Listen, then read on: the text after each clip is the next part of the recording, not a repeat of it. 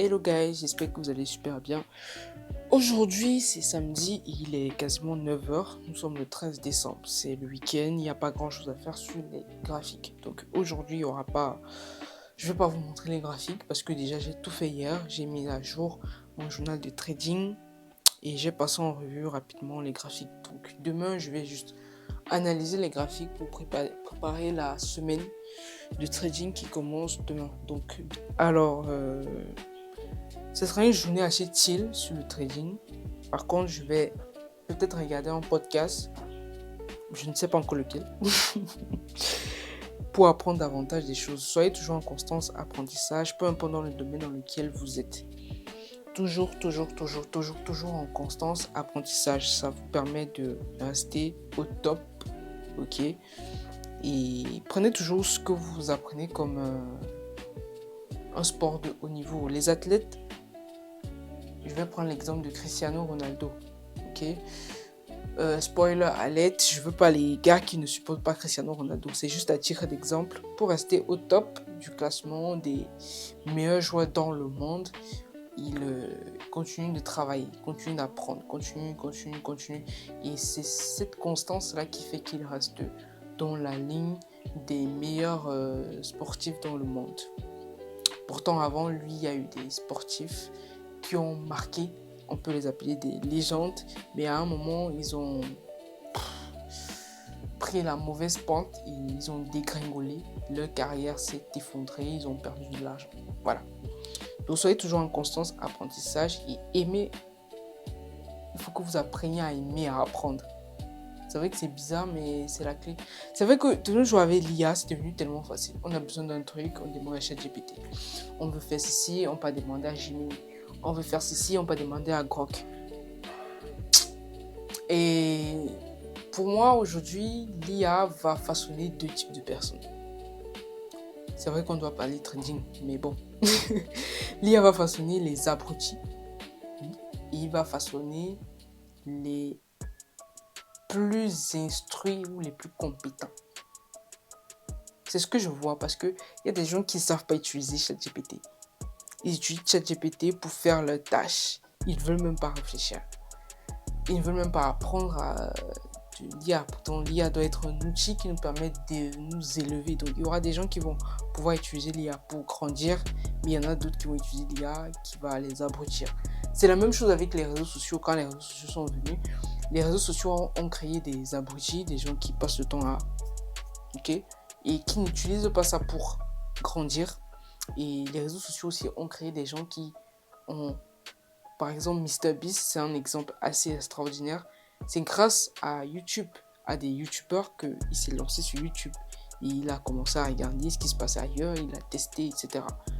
Ça veut dire qu'il a pu utiliser les réseaux sociaux pour se propulser. Alors qu'il y a beaucoup qui utilisent les réseaux sociaux pour se détruire. Moi, j'aime souvent dire que ce que l'être humain crée, la plupart du temps, n'a jamais pour intention de détruire les gens, en dehors des bombes et des armes à feu. Oui. Parce que lorsque quelqu'un a créé le couteau, à la base, le couteau n'était pas fait pour tuer les gens. C'était pour préparer, découper les légumes, découper, je sais pas moi quoi. Mais il y a un individu qui s'est levé un matin, il a dit, bon, on va prendre le couteau pour tuer les gens. Et du coup, c'est devenu une arme. La même chose avec les réseaux sociaux. Lorsqu'on a créé les réseaux sociaux, c'était pour un but précis. Lorsqu'on a créé le téléphone que vous utilisez aujourd'hui, c'était pour un but précis. Pour aider la personne qui l'utilise, c'était pour résoudre un problème précis.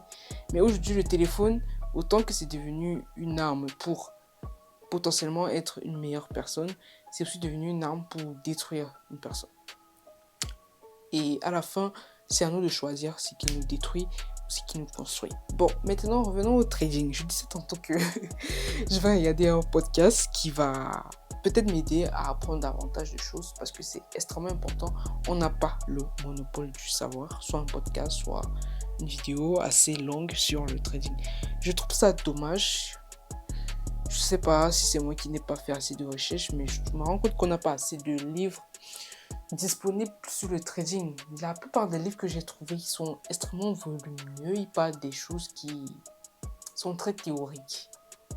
Et franchement, ça me plaît pas. Je vous conseille pas de chercher des livres en trading. Sinon, il y en a.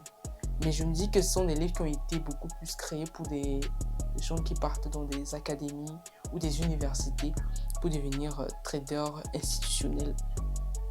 Mais pour quelqu'un qui est trader indépendant, les livres-là ne servent à rien.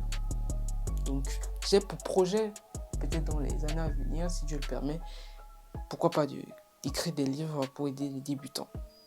Parce que je me rends compte qu'on a trop d'informations sur YouTube. L'industrie du trading a trop de scams. Faites beaucoup attention, hein, sinon vous allez vous faire arnaquer très mal. Et ne pensez jamais que le trading, c'est une façon de gagner de l'argent rapidement. Il faut que vous soyez extrêmement patiente parce que le trading, c'est aussi un métier. Pour apprendre un métier, ça prend du temps. Pour être ingénieur, des étudiants prennent 2, 3, 4, voire 5 ans. Et après, ils ne sont pas sûrs d'avoir un travail. Par contre, sur le trading, si tu prends ton temps d'apprendre les choses, de te remettre en question, d'apprendre de tes erreurs, tu es sûr que tu vas pouvoir atteindre la rentabilité. Et surtout, arrêtez de vous comparer. Arrêtez de vous comparer, de comparer votre stratégie aux autres.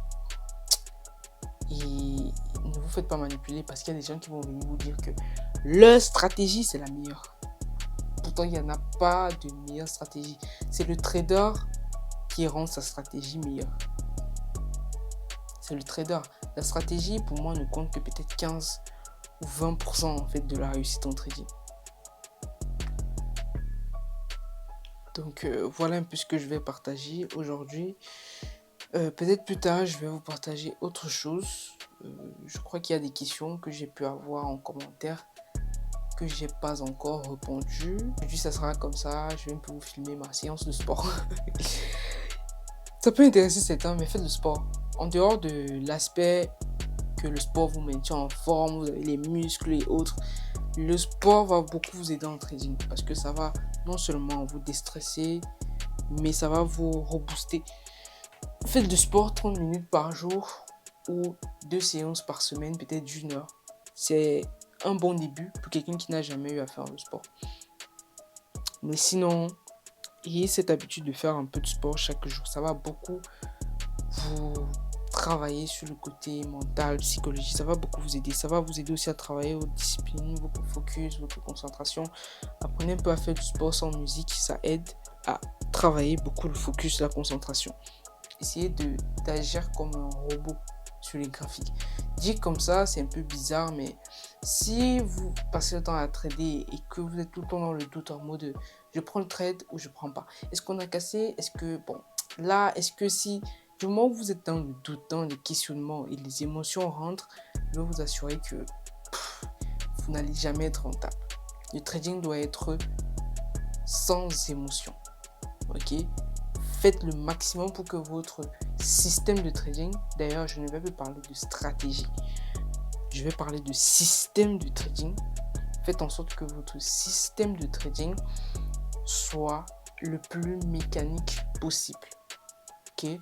Si vous avez la chance d'avoir un formateur ou d'un coach qui vous développe un système de trading adéquat pour vous, parce qu'au final, ça sera à vous de trouver le système qui va fonctionner pour vous. Et quand je parle de système, je parle de la routine avant et après votre séance ou votre session de trading, peu importe le modèle.